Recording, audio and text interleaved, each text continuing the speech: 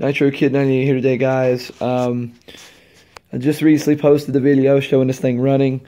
That video is about 2 months old, so I figured I'd give you a little bit better update. My laptop crashed, that's why I haven't been posting videos as much. The hard drive crashed, that's the second one I've crashed from doing YouTube videos. They just fill up so fast.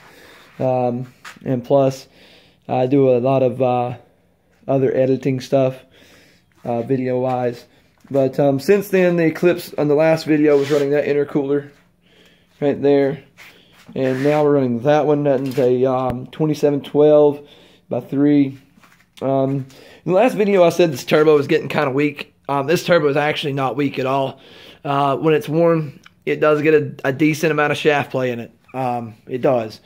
But as soon as it cools off, thermal expansion goes away, it's back to no shaft play at all. I mean, it's got your minimum shaft play, I guess. From a scale to 1 to 10, 10 being the worst, it's got about a 1. When it gets back down to basically as it is now, cold. The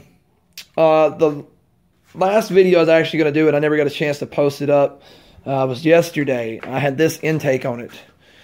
Sorry guys, the shop's a mess right now. This is actually a 428 intake right here. Can't really show it to you that good. It's a sheet metal or a aluminum intake. I had it on there. I absolutely did not like the way that it fitted at all. With my intercooler piping, I was going to have to modify it. And at this time, I'm not modifying too much more. I'm happy with the way it is. We've took it out. We've done a couple pulls in it, and it runs great. I've got about 200 miles on the car.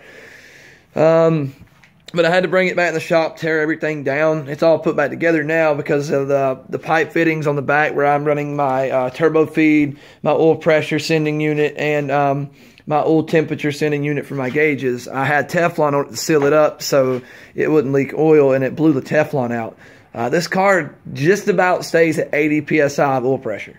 At idle, it goes down to about 15, 20, but while it's moving, it pretty much stays at 80, and I haven't really looked at it under boost, but I'm thinking it's running pretty significantly higher under boost. And I mean, it was just more, I think, than the Teflon could seal up. So we went and got some, like I say, guys, you gotta forgive me, the shop's a mess. It's been cold. I haven't been able to get down here and clean anything up yet.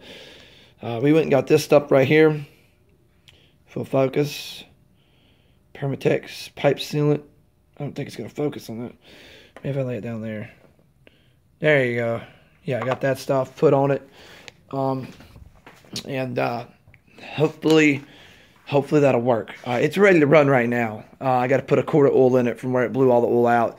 And I got to get some lugs to put on this wheel back here so I can put the wheel back on. I've got the spoiler mounted and everything. I got to do some more paint work back there. But yeah, it's actually an incredible machine. The other problem that we have had is with the clutch. As y'all know, I put the XTD clutch in it. The clutch itself, it's not giving me any problems. But I cannot get the clutch pedal actually stiff at all. It's real free, real loose, just shitty feeling. And it runs out of fluid. The night we took it out, it ran out of fluid. On the way to where we were going, we got there, it was completely out. And on the way home, I got back, it was completely out. From sitting in the shop, I never see clutch fluid on the floor of where it was leaking. I traced it down the best that I could to see what was leaking, and I believe it to be the slave cylinder. I could be wrong, and it really didn't have a lot of residue on it at all, but I went ahead and replaced it. We bled it. It's a little bit better than it was, but it's still not where it should be. I don't feel that it's where it should be, so we're going to try bleeding it one more time and see where it goes from there. But as of right now, guys, that's pretty much it. I'm hoping to have this thing running later this week. Maybe later today, do a quick startup. And if I do, guys, I'll definitely video it and post it so y'all guys can see this thing run. It actually runs amazing.